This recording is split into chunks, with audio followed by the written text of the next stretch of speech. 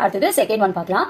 4/20 divided by 50/10. இது நம்ம என்ன செய்யணும், இந்த டிவிஷன் சிம்பிளை நம்ம மல்டிபிகேஷனா மாத்தணும் இல்லையா. முதல்ல இப்போ மல்டிபிகேஷனா மாத்தும் போது என்ன ஆகும், இந்த செகண்ட் ஒன்னா இருக்கக்கூடிய இந்த ஃபிராக்ஷன் வந்து ரெசிப்ரோக்கல்ல மாறிடும். 4/20 இன்டூ இந்த 50/10ங்கிறது 10/15 மாறிடும். இது பாருங்க, இந்த ஸ்ட்ரெயிட்டா ஏதாவது கேன்சல் பண்ண முடியுமான்னு பாருங்க. ஸ்ட்ரெயிட்டானா இப்படி கிடையாது, இந்த நியூமரேட்டரும் இந்த டினாமினேட்டரும் இது ரெண்டையும் கவனிக்கணும். இது ரெண்டு ஏதாவது கேன்சல் பண்ண முடியுமான்னு பாருங்க. அப்படி இல்லைன்னா கிராஸ் பாருங்க.